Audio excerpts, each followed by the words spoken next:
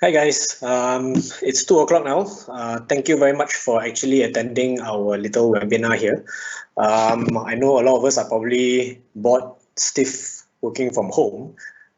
So we are here to actually share a little bit more about what we do and share a little bit about how you can help yourself engage with your customers, especially during this COVID-19 MCO that we are all encountering right now.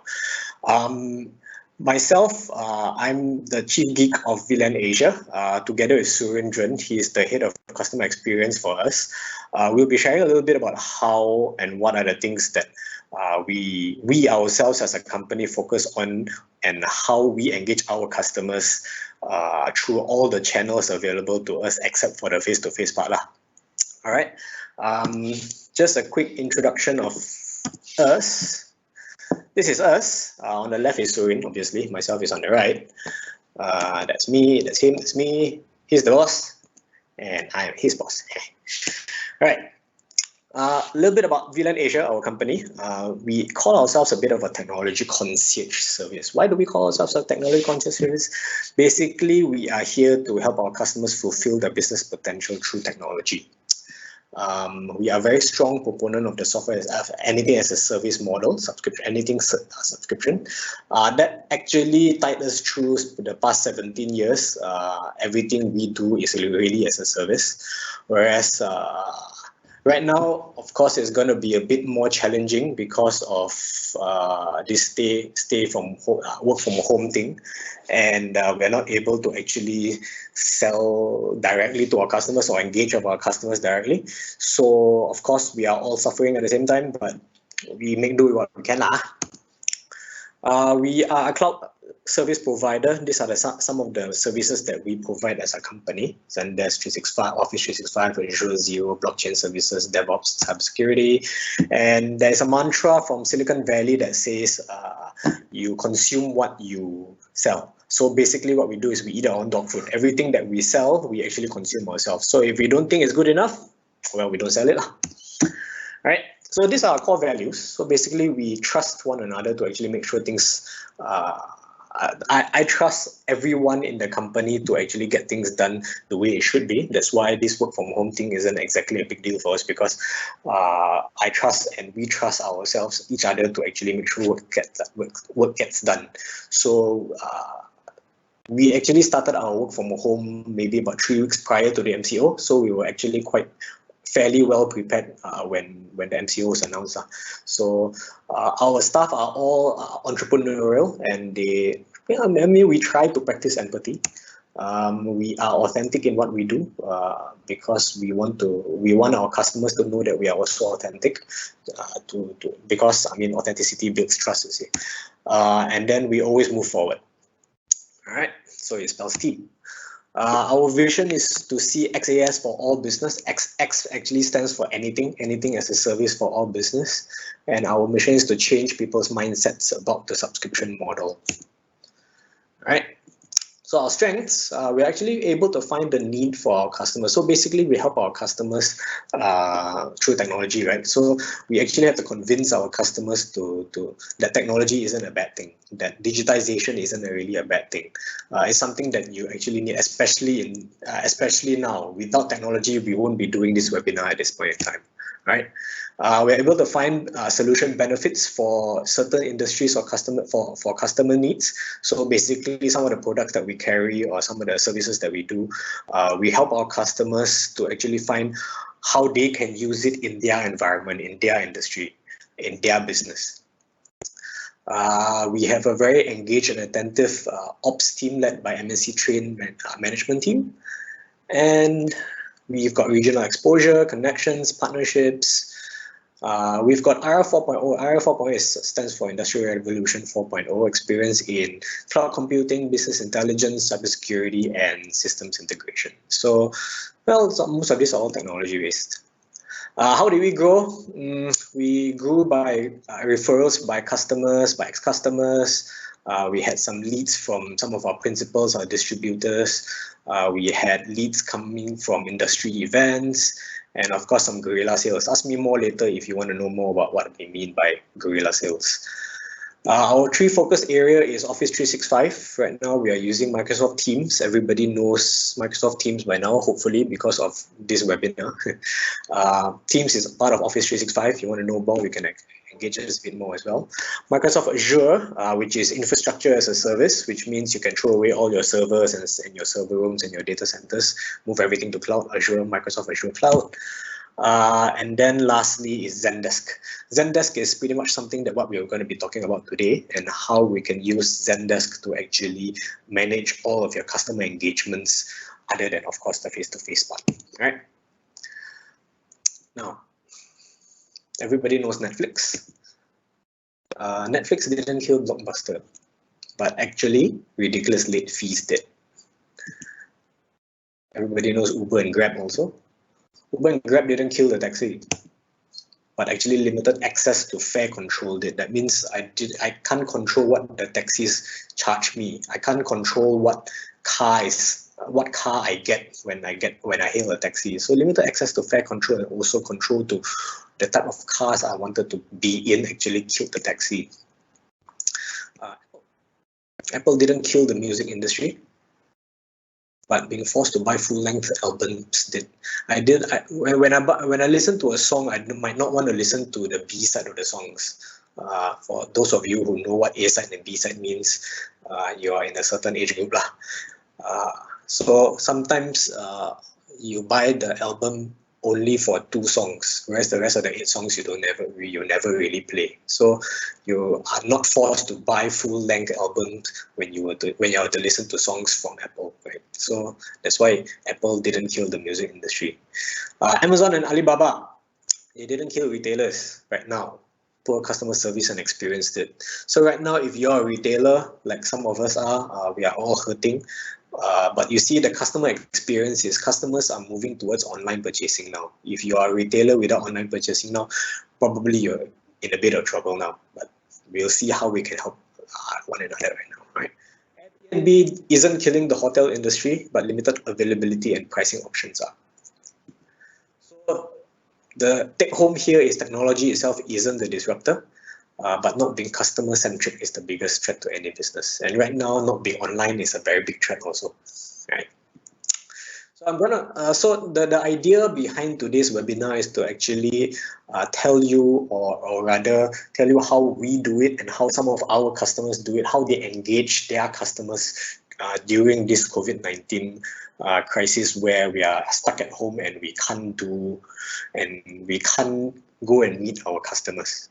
Right, I'm going to pass this over to Surendran. He's going to take you through what customer experience and employee experience is all about. Suren? Yes, thank you, Lance. Can you hear me? Okay, cool. So to the rest of the people in the call, so I am aware that all of you will be muted by default. And all of you will not be able to ask any questions in the call later. But what you can do is, that's where during the end of the sessions we have a feedback form that will be displayed in the call. So you can actually proceed to scan and submit that later. So on the other hand, just to continue on what Lance mentioned, right? So today what we're going to talk about is most of the business right now is trying to crack their head to see that how they still can be connected with the customer with all the social distancing that's happening because of this MCO period. So these are some of the impact stats that we have taken by industry. And if you all notice, the most of the major services or most of the major impact and survey impacted industries will be on retail. Like what Lance rightfully mentioned earlier, is that people don't do traditional retail these days, especially during this kind of period. It will be very helpful if their business is already online. So this is one of the things. And how do they can go online, right? How do they can go online? This is something that we will also explain in the subsequent slides. And one of the key things that I want you all to take away today is think about how is your organization ready for this kind of crisis? And at the same time, how can you stay connected with your customer and also your business in order for you to allow the growth of your business even during this kind of crisis. So again, the million-dollar question is, how ready are you during a crisis, right? So there are three types of readiness that as a business you can focus. One is process readiness. Where do you store all your process? The process will tell you whether your employee able to access it at any time, anywhere, and at the moment that they need, basically, right? Do you have a proper standard of procedures? Do you have a proper business continuity plan? That is in terms of process readiness of your organization. The second part of it is infrastructure readiness. How secure, when you allow your organization's employees to access it from home or from anywhere, how secure it is to access, right? Whether your infra is cloud enabled, does it have a cloud capability, and is access to information, not only for your organization, but let's think about your customer, right? How they can obtain your organization information if it's not there out there in online, right? So, and the tools that you use depicts the infrastructure readiness of your organization. The third readiness that we're talking about is the business readiness by itself.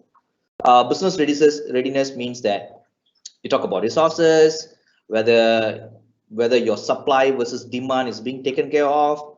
How about the transportation, especially during this kind of period, deliverables and continuous growth. So these are the readiness that we would like yourself as an organization to think about it, whether you're ready, right?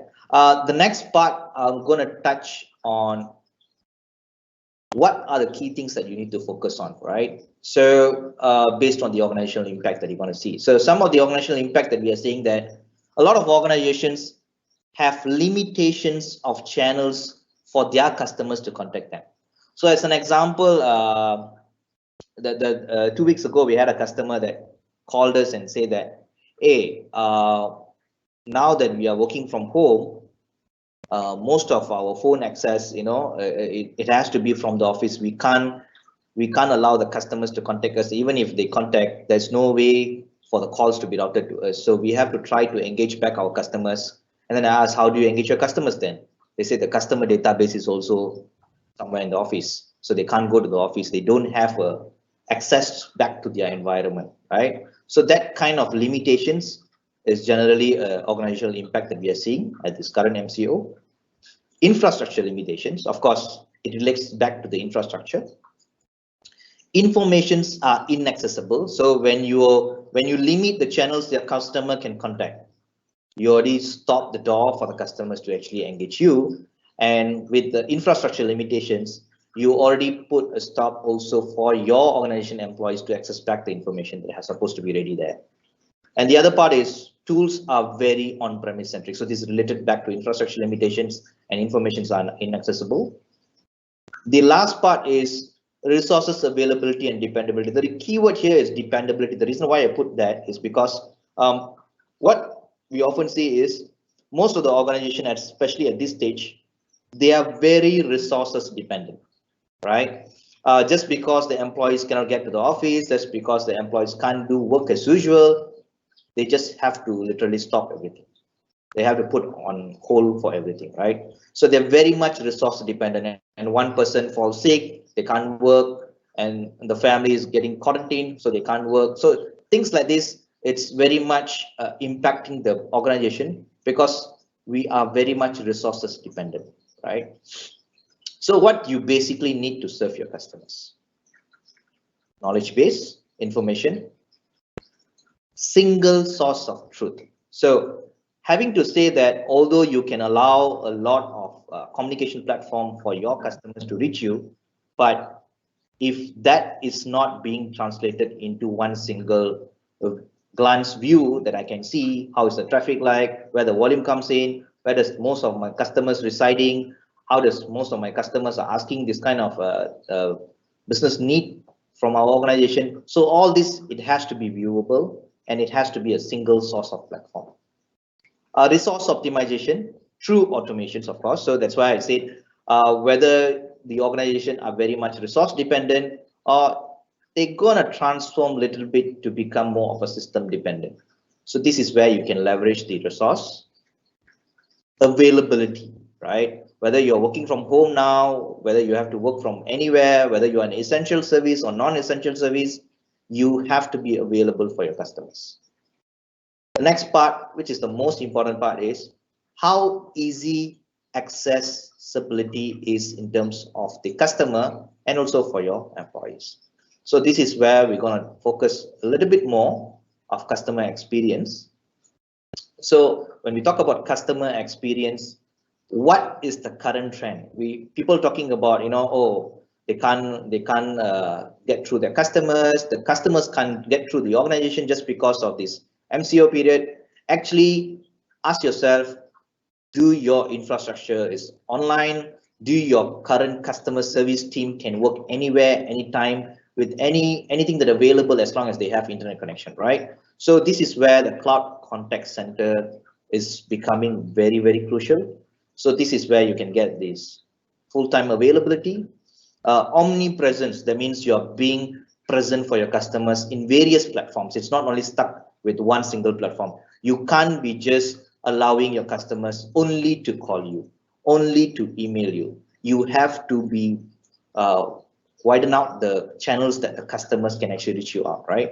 How easy access to customer data? Again, we're talking about ease of access in terms of information. How fast you are resolving your customer's query or resolution, right? Securing client data on the cloud. So when things are being kept more in the office and everything, so people think that it's secure and everything, but then what happens when you are in this kind of crisis? How are you going to access back that information, right? So with all the changes that happening, extension of this MCO, a lot of people cannot travel. There's a limitations of transportation, all this. But what is the one thing that doesn't change? Is the need to communicate, right? People still need to communicate to each other, whether you need to communicate to your employee, or you need to let your employee to reach your customers, or you need to allow your organization to be reachable by any customers out there. So the need to communicate is constant. It is the way we do it that continues to change. So this is where we're going to emphasize that how can you leverage on current messaging platforms in order for your organization to be able to allow your customers to reach you better and faster, right? So this is what we're going to talk about, introducing social messaging platform. So just to give you all a point here is that, and right now, most of the customers, especially in the Gen X and Gen Y, in fact, they are willing to have an interactional based conversation with the organization rather than a traditional, I just send an email and I wait for the reply, right? So this is more of like a very interactions messaging platforms, right? So we can talk about WhatsApp, Telegram, Messenger, WeChat, Line, Viber, Twitter, and everything, right? So all these are social messaging platforms, and WhatsApp being the most popular with almost 2 billion subscribers out there. So we are seeing the customers are more keen in communicating in this sort of channels to the organization rather than a traditional phone call or email, right? Next, so while you can allow this kind of channels out there to be available for your customers to reach you, but how are you going to track those? How your organization can still collate all these interactions into one single platform rather than having it in a multiple various channel, and then you lose track, right? People say that they can't search back all the WhatsApp conversations. Sometimes it has to wait until the server loads and things like that. So if your phone gone missing, then you need to get a new phone. While you get the new phone, all your data is there sitting in the server. It doesn't get translated immediately. There's a loss of information. There's a loss of tracking. There's a loss of history. Everything is possible if you just replying to your customer through your phone in WhatsApp. And at the same time, if you're communicating via Facebook, if you're allowing your customers to reach your organization via Facebook, whenever someone comes to the Facebook and asks something, you need to go back to the Facebook and respond. Will the response will be very efficient? Might not be. Then you still have to be dependent on resources to actually go there and respond manually in the Facebook. So that creates still the same hassle, although you allow multiple channels available for your customers to contact. So how can you consolidate all these interactions in one platform? So this is where we're going to talk about Zendesk. Zendesk is a complete offering for a frictionless customer experience. It is an omni-channel solution. So this is where the meaning of omni-channel comes in. It is easy to implement, easy to use, and easy to scale. So we will touch about the scalability later on, but this is the most important thing where you need to understand that although your organization allows multiple channels for the customers to communicate back to you, but how are you consolidating those interactions that are happening? How do you tracking those, right? So phone support, although that there's a lot of people say that, oh yeah, digital messaging, social messaging is becoming very popular, we can't deny the fact that a lot of businesses still receive phone calls from the customers. They're still getting phone calls from the customer.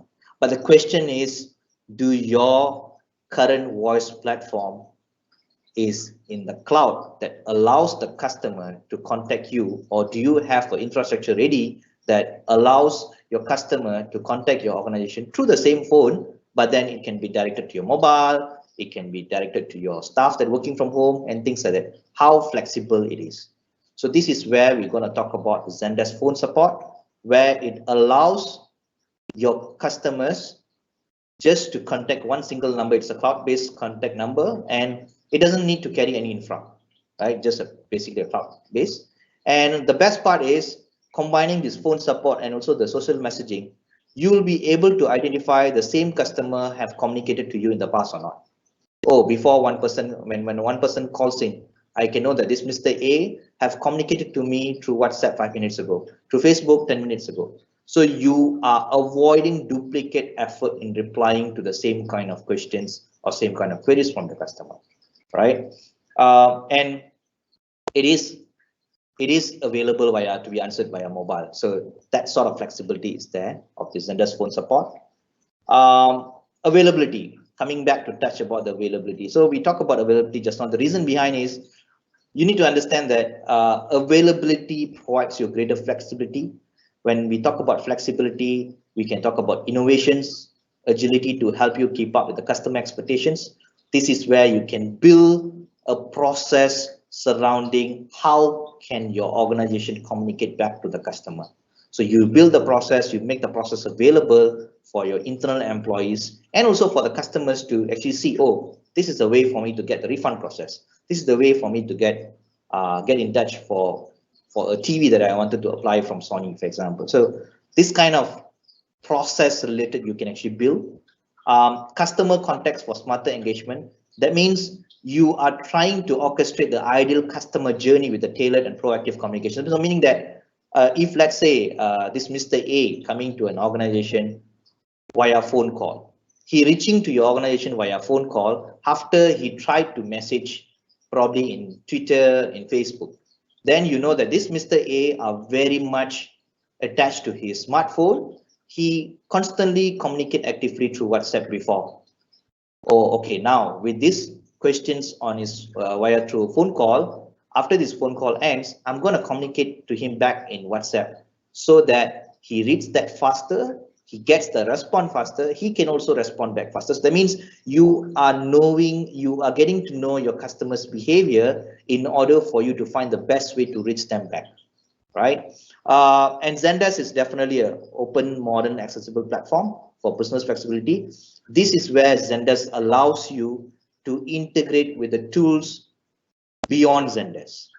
Just in case if you're using your own CRM system, if you're using your own account-based system, you're using your own payroll system, how can you communicate back with Zendesk?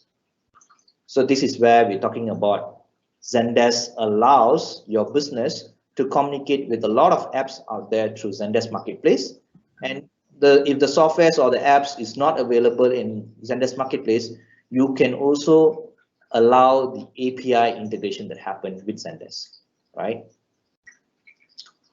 Yep. So touching back, the main point of today's discussion is a few less worries during this MCO period. The reason, if you have this kind of cloud-based contact center, using Zendesk, remember that it's a cloud-based platform.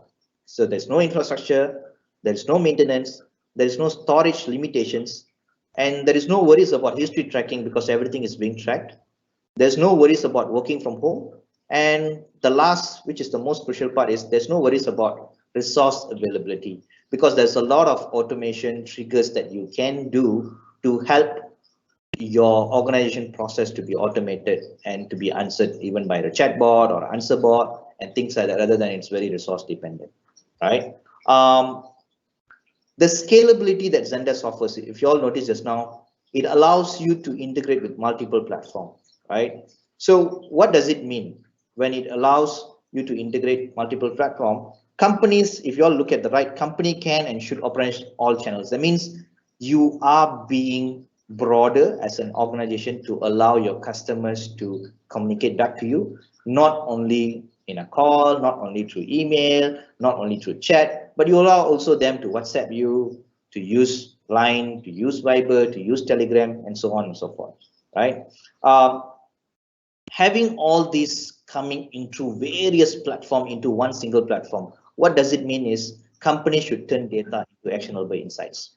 So this is where later part we're going to show you how does the dashboards look like in general for you to be able to view the traffics and at the same time to do some analytical way in forecasting things.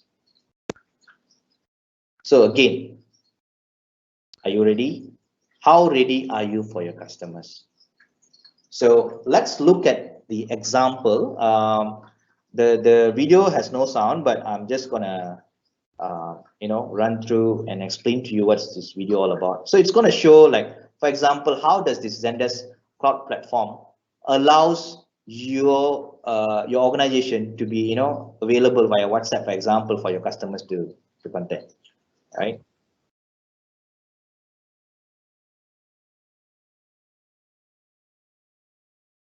So this is a product specialist from Zendesk.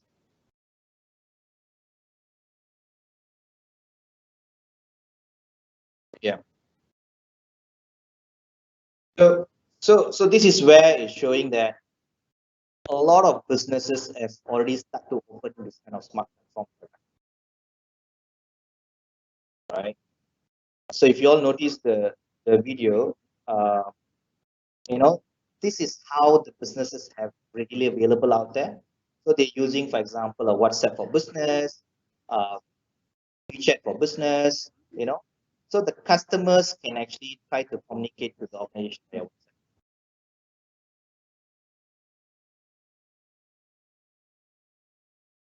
So if you notice here is that they embed the WhatsApp script in the website to allow the customers to actually type WhatsApp, and you can view from this agent dashboard, oh, this message is coming through WhatsApp, this message is coming through Line, this message uh, WeChat, right? And you can also set up an autoresponder for your organization to respond automatically rather than you have to wait. Right? So we have one of the customer, Battery Cool, which I'm going to also share about the story later. This particular customer have subscribed to WhatsApp for business. They have allowed the customer that's stuck on the middle of the road to request for batteries, car batteries, and roadside assistance. They have allowed this WhatsApp thing in their website. Technically, what happens is when a customer goes to the website and see that, hey, there's a WhatsApp button here, then they immediately click on the WhatsApp button and then they try to communicate, and then immediately they receive an auto response to say that, oh, hi, thank you, Mr. X, we have received your order. So please let us know your location and things like that, that the customer will just feedback for them to actually place the battery orders. So there are also some other organization practicing that. So this is the dashboard that I mentioned. So when you allow messaging platforms or more platforms for your customers to actually contact your organization, so this kind of dashboards and reporting is very crucial because you want to measure the traffic so that you can analyze whether all the channels are remaining relevant for a certain amount of period, right? So, and you can also analyze, whether how is the resolution like for today, how many cases we have received today, what is the pattern like, how does from all these inquiries, how many was transformed into sales and things like that. The next part of it is of course, like I mentioned earlier, this kind of dashboard and pattern analysis allows you to have forecasting. right? You can actually predict what's going to be the pattern like in the next upcoming weeks. So like I mentioned just now, right? So there's a company that already using WhatsApp for business and integrated with Zendesk, and they allow the customers to actually use that. I'm going to show a short video. Also, there's no audio for this. So you can see on the right hand side is the customer that trying to communicate to this organization via WhatsApp. Okay, they're saying, hello, I was wondering where's my order and blah, blah, blah, right? So as an organization, they just have this dashboard. Okay, this is just an example of how it comes through WhatsApp, but you can use this single view of a dashboard to manage all the channels. So when they just reply from here and it says hi there. So this is touching back the point that I mentioned earlier is the organization should not be very much resource dependent. So why I'm saying that is if let's say you have 3 salesperson in your company right now, and each of them holding a separate WhatsApp numbers for your company, and what happened, all the conversation that happens in particularly in their mobile, it's just being taken care of that respective salesperson. And if the salesperson leaves, the contact leaves together with them. So you can't do anything about it. Whereas managing it through Zendesk, you allowing your customers to communicate through one channel, one particular number. That's easy for you as well. The second part of it is whoever that available at that moment, they can just reply through the Zendesk platform. They don't have to wait until they go and take the mobile and try to check the WhatsApp one by one and to reply, because this works exactly on how you can manage your emails, how you can manage your Facebook conversation, everything in one single platform. This is what we call as omnichannel. So let's look at some of the client success stories, right? So touching back to what Lance mentioned earlier, right? If you're just doing the traditional way of retailing, so it doesn't work anymore. So we have one classic example that we can share, which is one of our customer. This is a global customer, by the way, but then like for example, this company called Stashaway. So what they did is they introduced WhatsApp as a customer support channel. Then immediately what happened is they saw a shift of volume that happens from the emails, then move to WhatsApp. So it became quickly apparent. So then also what it means is the customers are being attended faster. They feel that they're being attended faster, although some of the answers might be coming from a automated answer bot or automated predefined rules that works in their manner, right? So that's why this particular company, the moment they implement the WhatsApp channel for the customers, they can see immediate decrease in agent wait time for customer reply, because the customers are always attached. I mean, most of us are attached with a smartphone anyway these days, right? More tickets handled per agent per week. And of course, this technically means that most of the incoming customers are being tracked correctly and are being attended correctly. And if there is communication that is pending, you know where is it pending, where is it stuck. So things like that, right? This is what I wanted to show. Mr. DIY is one of our local customer. Mr. DIY, what actually happened is 2 years ago, they have shown some interest that they wanted to move their traditional retailing things to the e-commerce. So that's why they've launched this Kini, Mr. DIY Kini online. So the moment they do that, they know what's the vision like. So they was anticipating that, okay, I'm just going to move my business to online, but then they don't know where to start and how they can manage the traffics that they were not even seeing it before, right? So this is where we as a company have gone in and have a discussion and have helped them to move the business to online. And at the same time, we have introduced Zendesk for them to say that how they can manage all the traffics of inquiries that coming into their e-commerce platform, coming through their websites, coming through their live chats. So how they can actually track that into one single platform. And also we enable them to use Facebook as well. So they also launched Mr. DIY Facebook, and then how they can actually manage all the traffic that coming from Facebook through one single platform, which is Zendesk. So apparently what the moment they have launched this, they were just actually targeting to open around 135 stores by the year end of 2018. But then what actually happened is their stores grew so fast and it becomes 500. And that's why we can see everywhere now there's a DIY. So this is a story about Mr. DIY. We also have another financial institute customer, Money Match. They are a startup company that actually, just doing money tradings and things like that, financial tradings online. But then what actually happened is, in the last 1 year, they have grown their business so much. They have expanded from just 15 staff. I think now they have close to 122 staff. And they have also expanded beyond Malaysia. They have launched recently also a branch in Brunei and also Australia. And this is where, from a local based companies, this kind of cloud-based contact center allows you to go global or go regional. So because you can handle any customers from anywhere around the world using this cloud-based platform. This is another unique case that we have, which is one of the condominium that are using it. Basically, this particular condominium, I'm very sure some of you all know. This particular condominium, the way that they're using it is that to manage their condominium's residents' expectations. The residents in the condominium, actually traditionally they go to the resident management office, spend a lot of times in the queue to try to get their attention for their aircon fix or to fix the car parking and things like that. So the moment they start to implement Zendesk, what actually happens is you can just go to work and then you just report this case via email. You get a ticket number as a tracking, and the technician goes there and fix the parking. They just put the attachment in the system, and you get back as a notification in your email and say that, oh, this parking issue has been solved. This is the proof of attachment. This aircon has been solved. This is the proof of attachment. This is how a condominium is actually using it. So actually, we have this particular customer, the chief technology officer of this battery co on the call, but it's just that right now, because we are using this as a webinar, so he's on mute at the moment. So I'll be sharing on behalf of him. So basically, this particular company, like I mentioned earlier, is that they provide car breakdown assistance and roadside services. This particular company, if you all notice, I'm very sure that you all started to see a lot of on roadside banners about this company as well.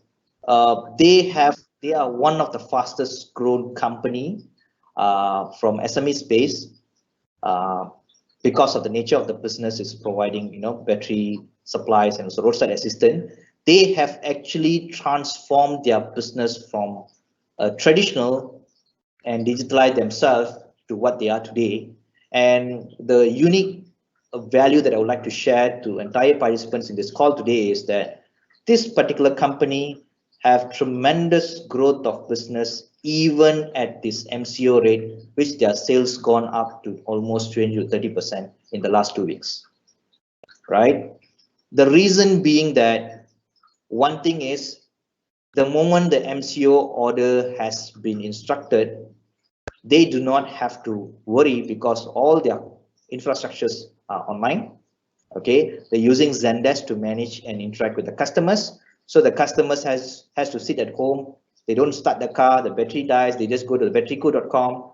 They go and WhatsApp them. They get a reply, auto-responded reply, and they get a customer. They get an agent call them and say that, "Hi, Mr. Customer, you will get the new battery. Is this battery what you want? Is this Emeron? Is this Century? If you approve this quotation, we will dispatch it to the on-site workforce. They will come to you and they deliver to you." Oh, but how about payment? I don't want to give cash. Don't worry, sir. You have e-payment method.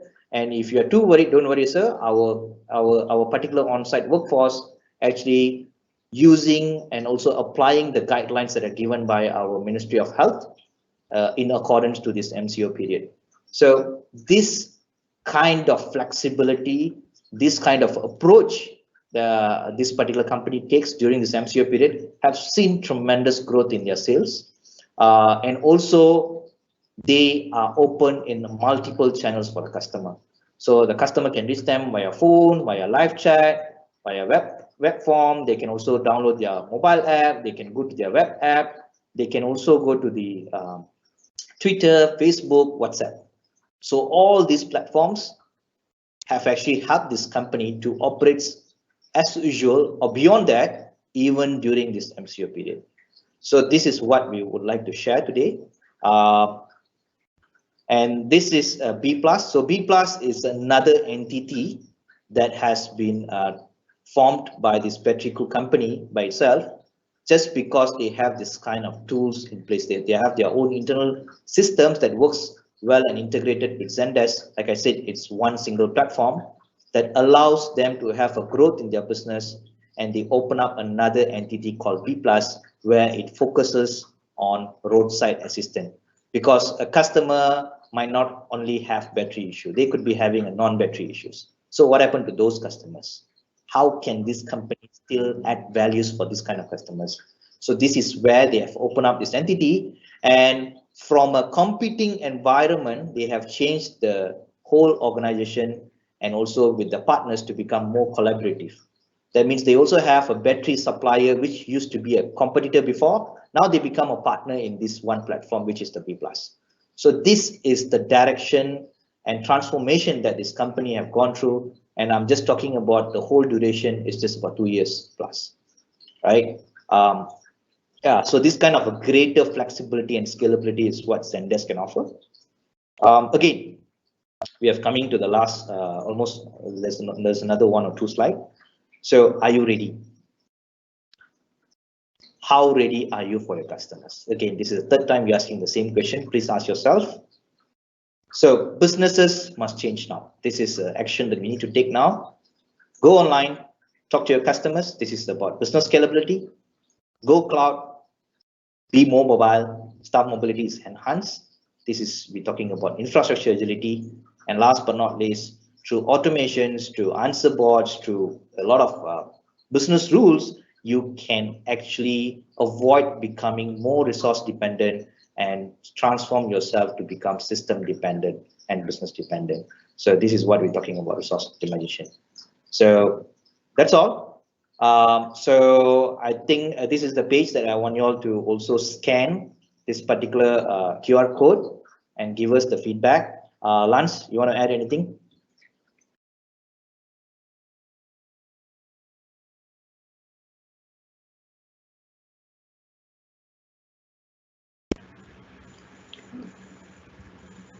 Surena, there's a questions Q&A, so maybe you can go through with that first. Okay.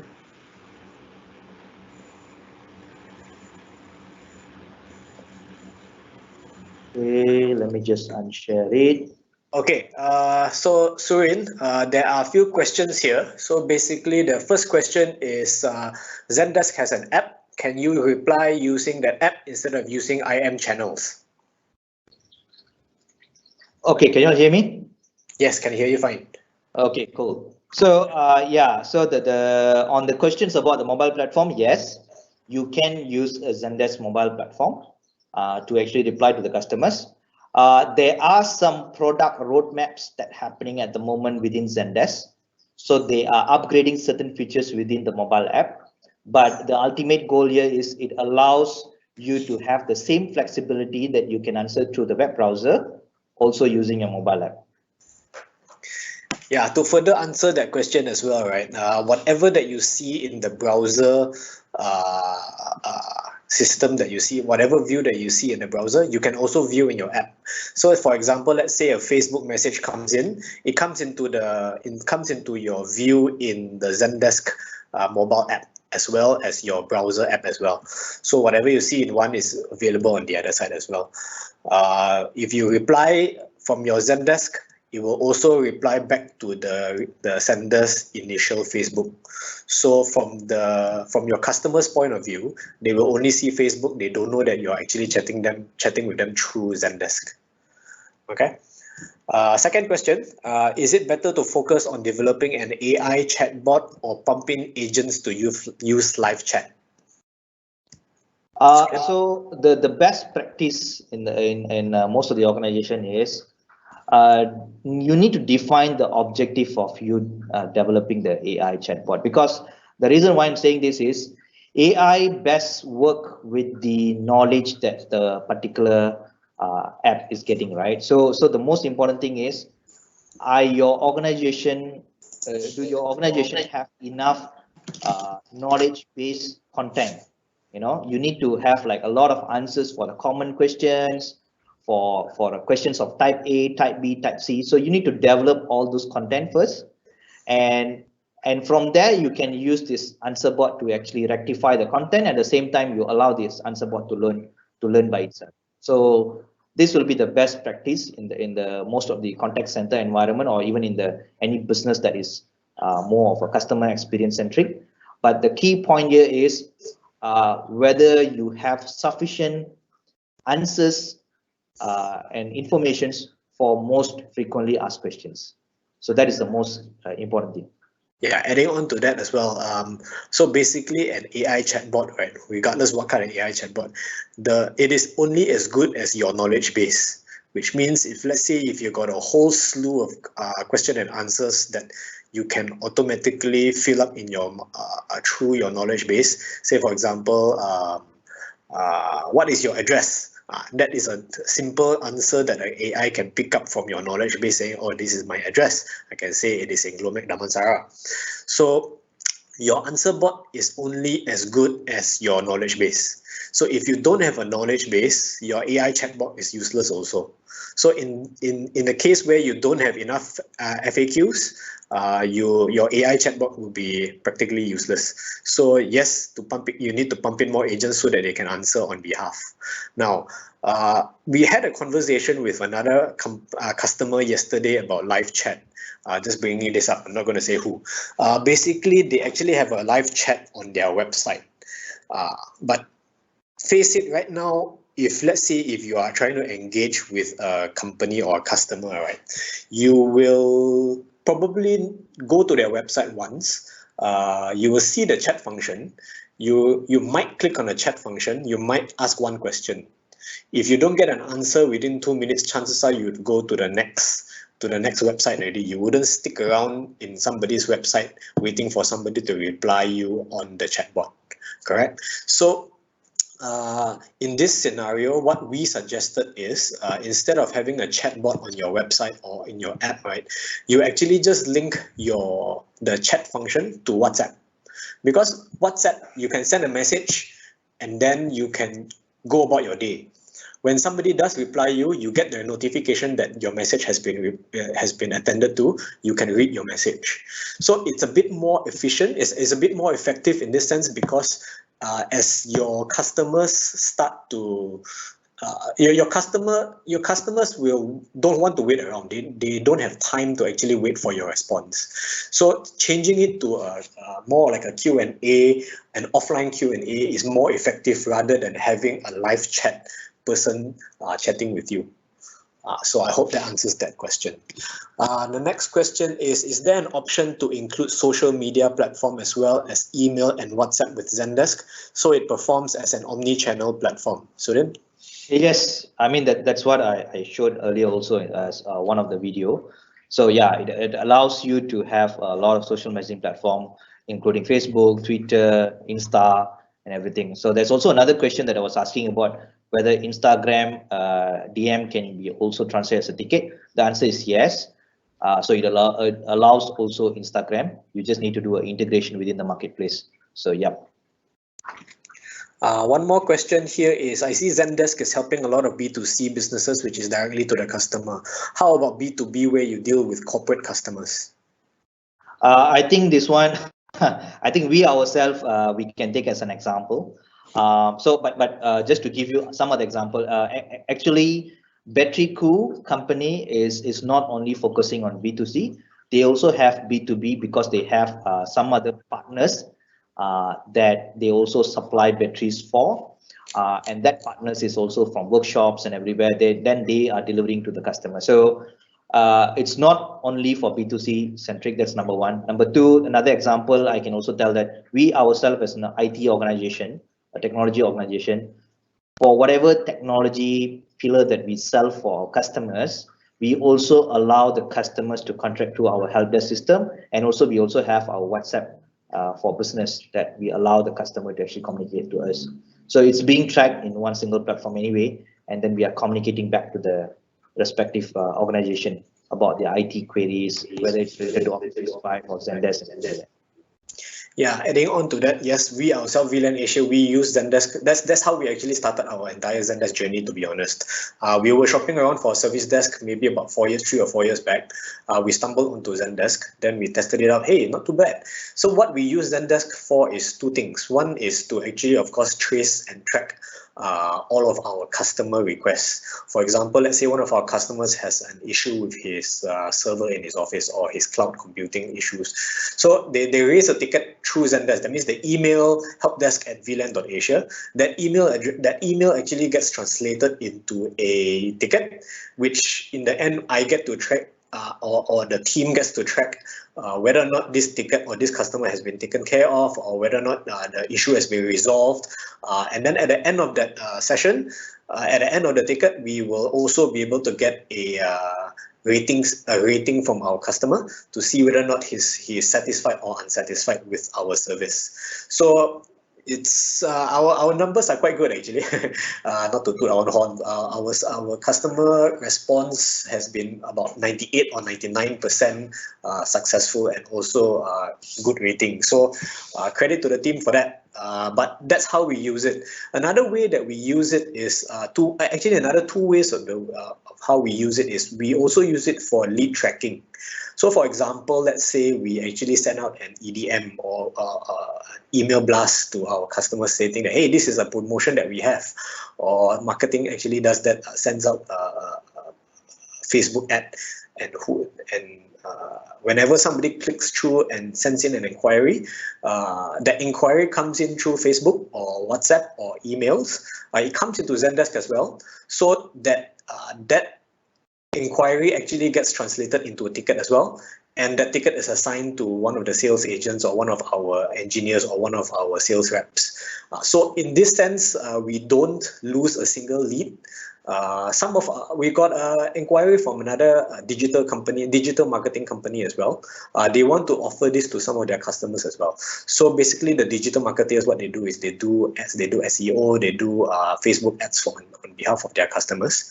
So they want to use Zendesk to actually trace and track all the leads that funnels through their efforts. So you're able to actually know how effective your ad campaigns were. So that's one of the way we are using Zendesk ourselves. So we are B2B, we are not a B2C. So I hope that answers that question. One more question. May I know where is the data hosted? Surin? Yeah, so the data is being hosted at the Zendesk data center. They are using AWS, by the way. So just to let you all know, so they are using AWS, by the way. They have this multi-tenancy of the data center. So, and they have their own privacy policy. So they call themselves as a Zendesk Master Subscription Agreement, MSA, which constitutes all the security policies on how they actually secure the client's data, how they secure the organization data, and how they secure even the partner's data. So everything is just basically another cloud platform that AWS hosts. Cool.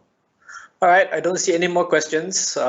We have been running this for 53 minutes now. If there's no other questions, I think we'll be ending soon. We would really greatly appreciate it if you guys were to scan that QR code and give us some feedback, because we also want to improve how we engage and how we conduct our webinar. And I think that's it. From VLAN Asia, Surin and I say thank you. And thank you.